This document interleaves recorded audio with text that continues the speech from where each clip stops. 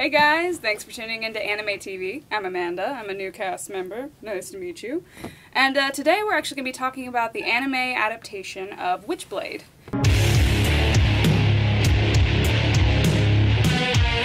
Well, alright, Witchblade is a long-running American comic book done in a Japanese style. Picked up by Gonzo in 2004, it runs 24 episodes. It's dark, it's gritty, and it's sexy.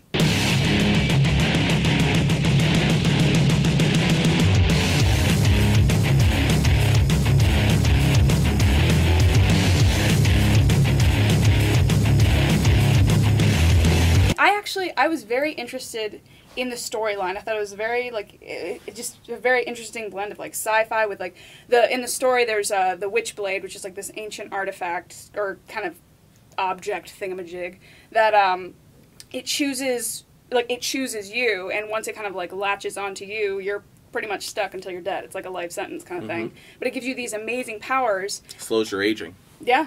It's good for the skin, I'm sure, too.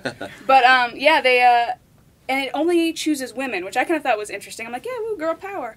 But it seems to only choose well-endowed, busty women, but, you know, it's anime, so that's kind of how that goes.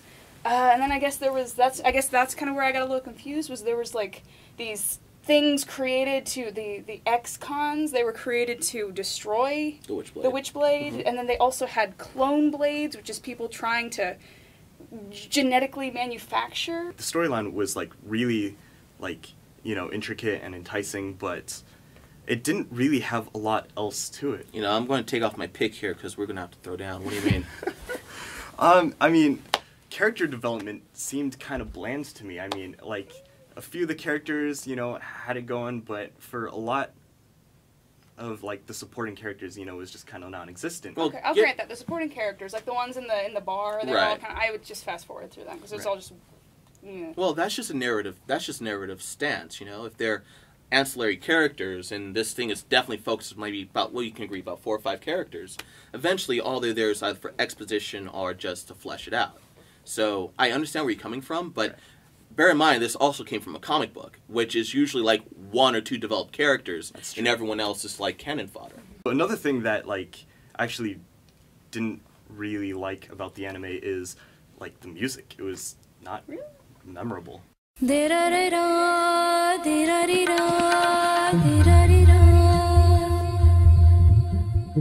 think they used the same couple tracks, but Gonzo's music is usually pretty good. Yeah, it was very different. They had the electric guitar kind of stuff for the fight scenes, but then they had the piano thing when it was sad, And then they had this weird, I don't know what it was. It kind of had a chanting drum thing at some point. I'm like, I can get behind kind of gets Ghost in the Shell, you know what right is? there.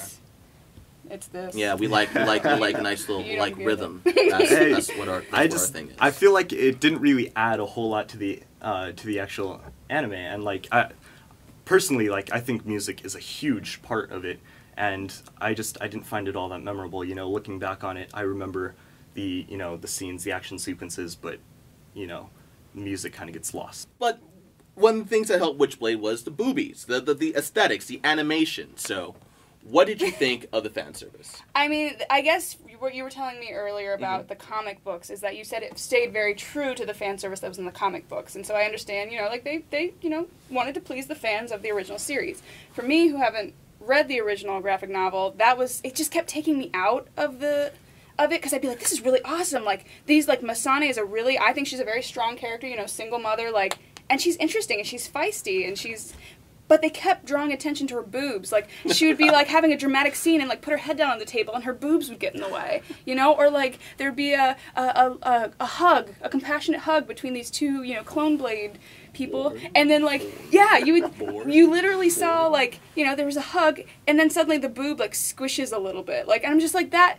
Somebody had to animate that. That wasn't an accident. Yeah, they did. Somebody fed their kids. Somebody sent their kids to college with that animation. And I just feel to me, it's kind of patronizing. I feel it's almost more patronizing to the guys, because it's saying, we know why you're watching this series, Just being Do you feel like you're being pandered to? No, but I do think it was a little over the top. I think there was a little too much of it. I don't think it was necessary. I mean, it's not a huge thing to me, but... Pass or fail? Pass. Pass, but just barely. Just barely. Just barely. All right, all right.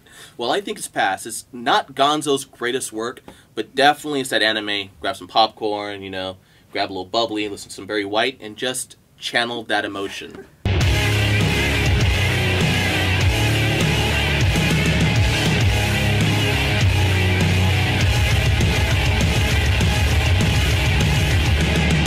All right, well, thanks for tuning in, and I guess back to Jonathan and Christina.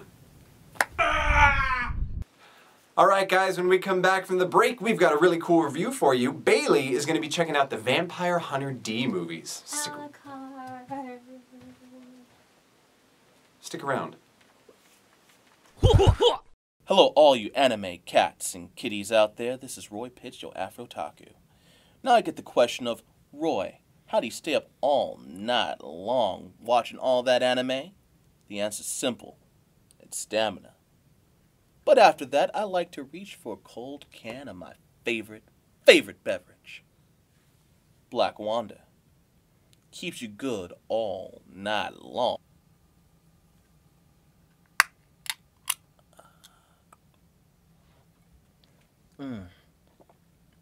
Just like I like my women.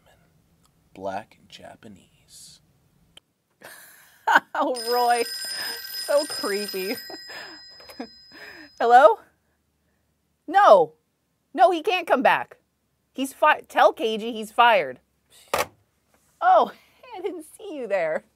Hope you didn't see any of that. Anyway, hey, anime TV fans. I'm going to do a little bit of an otaku rewind today. We're going to take a look at Vampire Hunter D and Vampire Hunter D Bloodlust. Now, not necessarily a show I consider underexposed, but definitely one that's from a few years ago that you should check out if you never have. Now, the manga started in 1983. The first movie was released in 1985, though, and when you watch it, it is some super awesome 1985 animation goodness.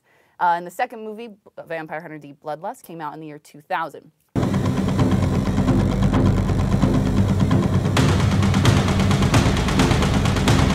So the show takes place in a post-apocalyptic world set in 12,090 AD, where there are still sort of vampires and werewolves and things running the earth.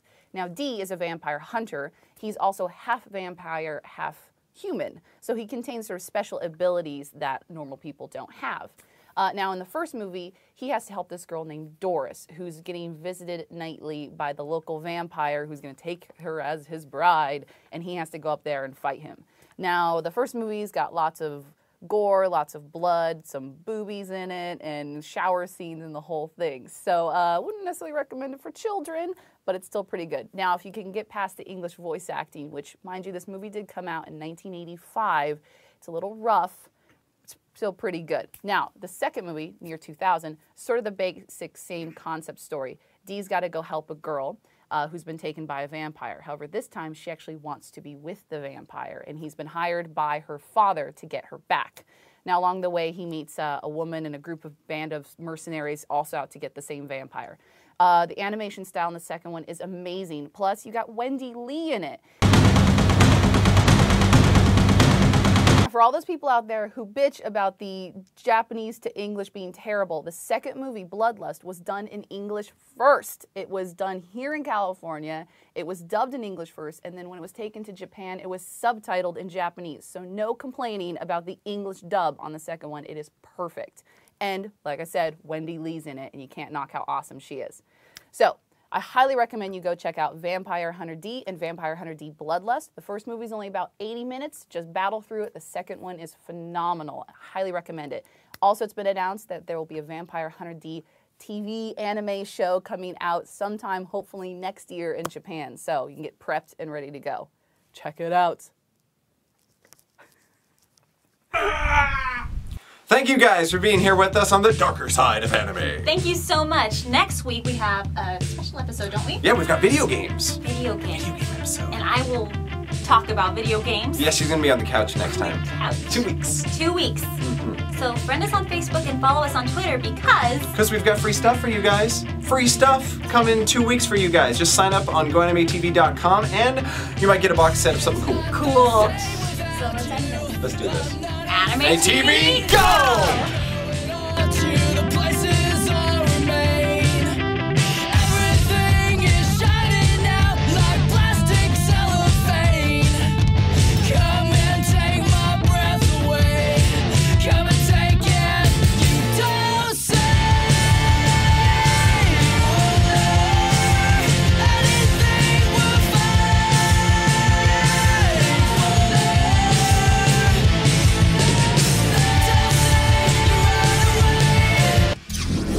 soon.